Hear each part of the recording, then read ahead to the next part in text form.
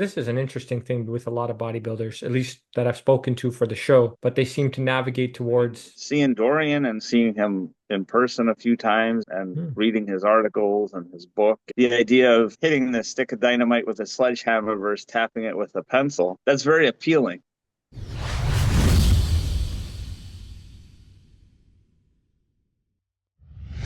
Let's talk about your training, how that started. I know you've been going for over 30 years now, 51. Yeah. So there's a Yep. lot of wisdom there, I'm sure. But let's talk about how it kind of started and if it's much different now versus when you started. So let's maybe dive into things like just simple things like the frequency, maybe the volume of training, how often you train. Is that any different than when you first started versus now? That's a good question. Yeah, probably yes. When I first started, I was 14.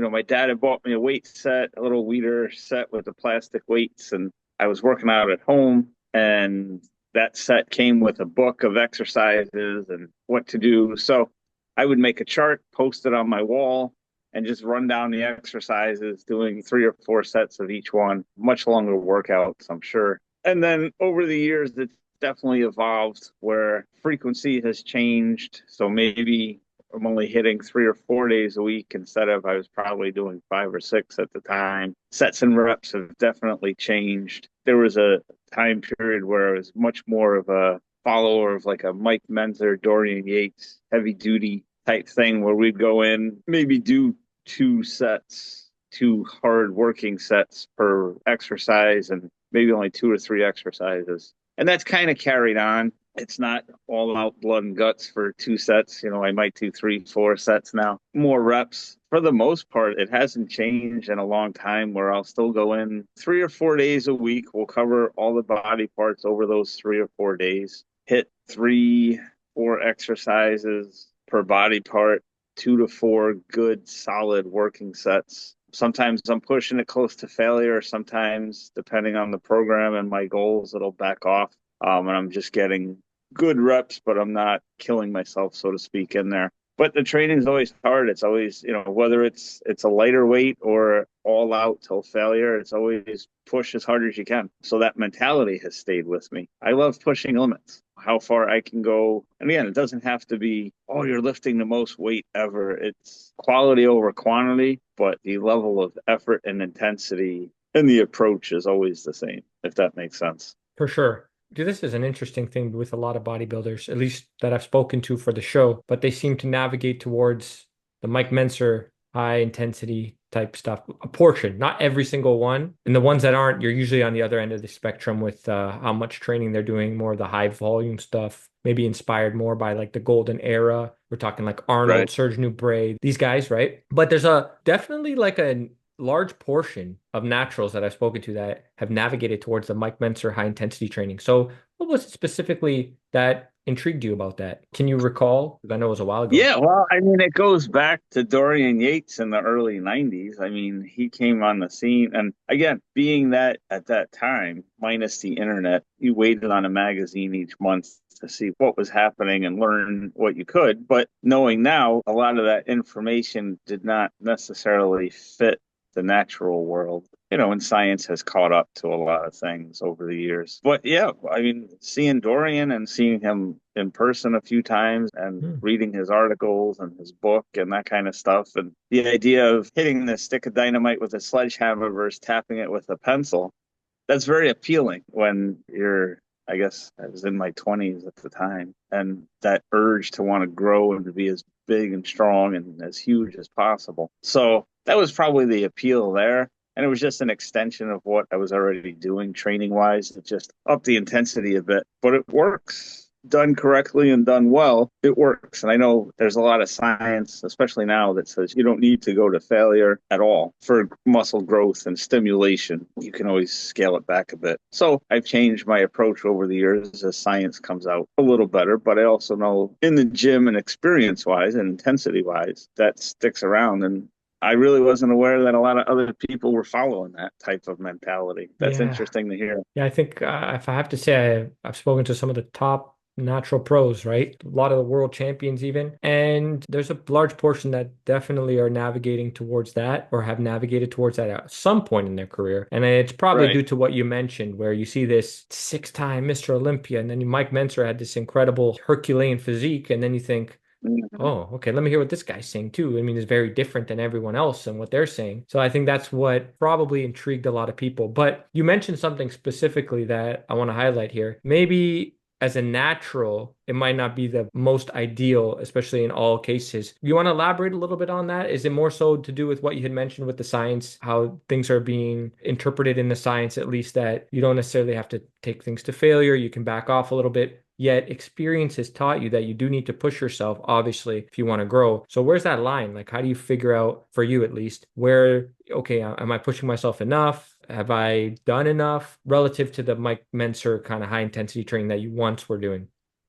I think I've just learned to adapt. I mean, I guess being a little older, a little wiser, but also too knowing my body more of when am I doing it to the point that I'm wearing myself down where it's a negative in terms of recovery and stimulation and growth. And then where is kind of that sweet spot of we're pushing hard enough to make improvements and grow muscle and recover and then be able to go back in and do it again. So that's more of a learning process. And there's times I write my own workouts. I've had the same training partner. His name's Pete Fountain. We've trained together since college. So we've been training together for 20 something years as well, almost 30, I guess. So I'll write the program and I'll change it up depending on how we're feeling and things, anywhere from 4 to 12 weeks or so. Just different exercises, different rep schemes, pairing different muscle groups together, different intensity techniques, and just base it around goals and things like that. So when it comes to the hard training stuff, it's more of just what fits the goal and then go from there. So How let's long we say, can do it, how hard.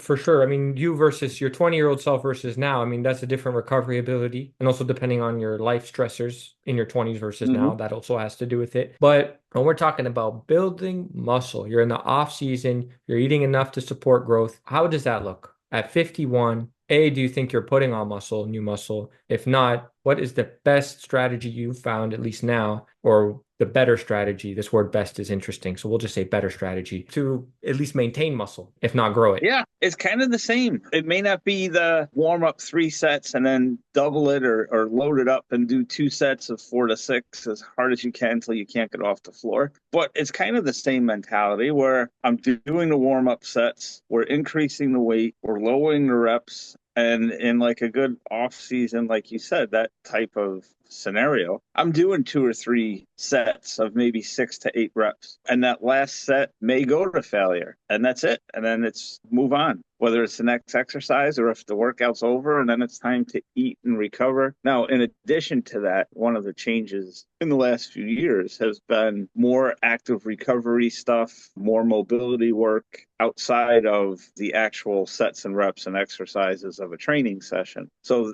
all those things have definitely helped recovery, helped continue to increase mobility, stability, I think aid in muscle growth from there. Those have been important keys and developments in addition to that. But that mentality of, all right, we're going to load it up and go hard. Weight's relative. 50 pounds or 500 pounds. If I can push it as hard as I can, then mission accomplished. If the goal is 4 reps, maybe 50 pounds doesn't cut it. Maybe it's closer to 500. But if it's a 10 to 12 rep set, or it's the end of a workout, or it's intensity techniques come in with drop sets or supersets or things like that, the weight might be lighter, but the focus and intensity is still there. It's more getting the most out of every rep, regardless of poundage. So you'll cycle, we'll say rep ranges, if you will, to a degree, depending on the phase and the goal and the preference, even, and how you're recovering. So, like, for example, you might do a period where you'll do the 4 to 6 or 4 to 8, and maybe another month or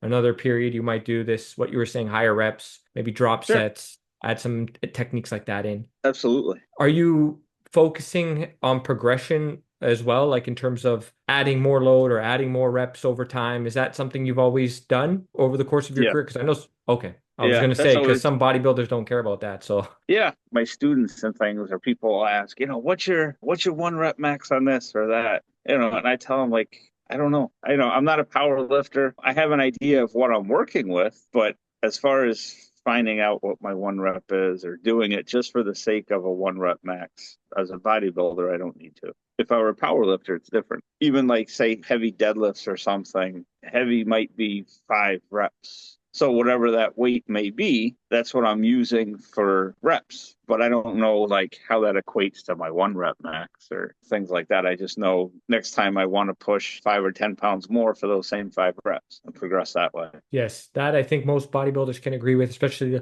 the guys that we've had on the show. And nobody's really caring about that one rep max stuff. That's like you said, for powerlifting. But can you give a sample for the listeners who are curious? What is like a sample week look like? Just a sample. I know it changes phase to phase, what the goal is. But let's say your goal is muscle growth. You're in your 50s now. What's that looking like as a routine? So like if you said from Monday to Sunday, how would that look potentially? I break it down to 3 or 4 days of workouts. And it might just be a chest, back, leg day with a day of rest in between, maybe 2 days after legs. If we do a fourth day, maybe I rearrange things so that we do perhaps shoulders and arms together on a fourth day, or break up even legs into like a quad focused and hamstring focused, something like that. We split it over 4 days, and I'll still work in those rest days in between. The workouts themselves with the warm up and some mobility stuff, and then the actual workout, maybe an hour and a half tops. And the opposite days or the off days might be complete rest where I don't do mobility stuff or cardio stuff or treadmill or anything like that. Or it might be a day of like, all right, I'm going to go in on this day. I'm going to walk the treadmill for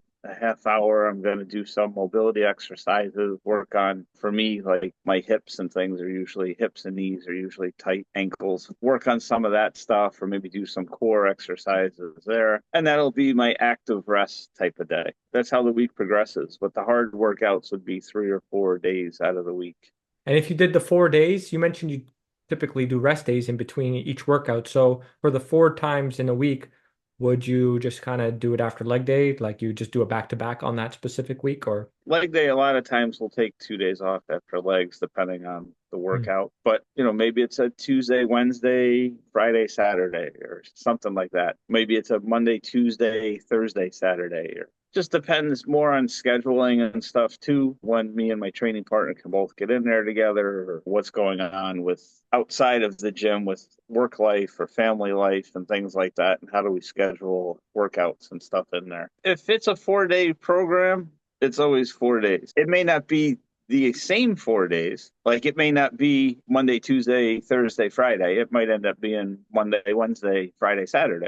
Either way, the workouts get done. Like I don't miss workouts. I tell people I book them like a doctor's appointment. I know I'm going to the gym at this time. Now, if something comes up during the day or the night before, I'm flexible, like, okay, I can't go at that time anymore, but I can go earlier or later, or okay, if at worst, it's got to be the next day. So those workouts are going to happen within that week or, within that time frame. It's just a matter of it's disciplined enough to know they're going to get done, but flexible enough that life happens.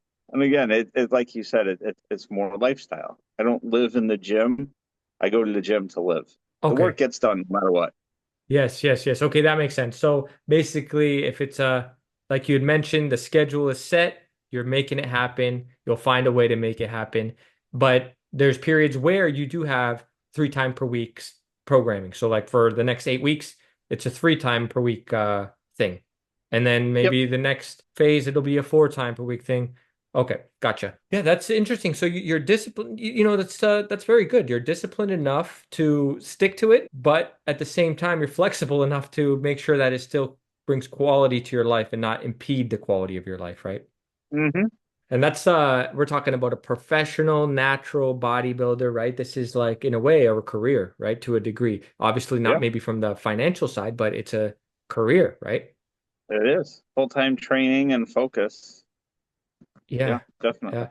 So, what's interesting is that so from what I'm gathering, you're hitting everything once per week, generally, right? Each body part Hmm. directly. Obviously, there's overlap, but we're talking about direct training, like you're going to train chest, that's once per week. So you're not necessarily buying in to the multiple times per week frequency, or do you have periods where you do that as well? I have some periods where I do that, especially things like leg work. Like I said, if we split up leg work into 2 days during the week, like I usually don't hit body parts 2 or 3 days a week all the time. I do at some points, but not for long periods. And especially if it's like a growth season or off season where we can go hard and heavy and hit it and then give it time to recover, I still prefer to do that, which might be somewhat old school, but it works for me. Yeah. And that's So, something that Dorian Yates was, again, you were talking about Dorian Yates before, but it mhm. sounds like a similar programming style, aside from the all-out sets and the amount of volume per exercise, if you will, or just total volume, right? That's changed Mhm. based on, well, maybe as a natural lifter, that might be more ideal in certain circumstances, right? Right. It might be. Just Yeah. per goals, it seems to work better. The guys who do navigate to the all-out failure stuff tend to start to reduce the frequency to like 2, 3 times max, and their volume's very low. There's like these trade-offs, right? Yeah, definitely. It's somewhat individualized and it's somewhat of a learning process, I think. For me, it works around my goals. What are my goals in this phase or in this period? How do I best get there? And then Yeah. as I need to adjust them, the training adjusts. So, like, let's say it's a chest day, right? Just an example. How many sets per hard sets per body part does that look like per week?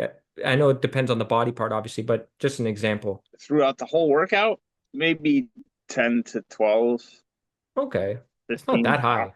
Yeah. No, No. no. It's not as low as you once were doing with the heavy duty stuff, obviously. Yeah, the heavy duty was more in that like 5 or 6 set range. So, now I'm doing maybe 2 or 3, sometimes 4 sets per exercise, we'll say. Where there it was more of like the 2 sets and out type of thing, or 1 set and out. Did you find that you made gains doing the super abbreviated minimalist type training, or did that kind of run its course at a certain point? No, I would say it still applies and still made gains. I mean, it's that mentality of if you're effort, quality over quantity type of thing. If you're giving 100% effort to whichever kind of training you're doing, you should expect to be making progress. Which then brings to the question, like, I don't know if you heard this analogy with like the sprinters, like you could train like a sprinter, look like a sprinter, train like a marathon runner, kind of look like a Right. marathon runner with the volume and intensity type stuff. Yes. But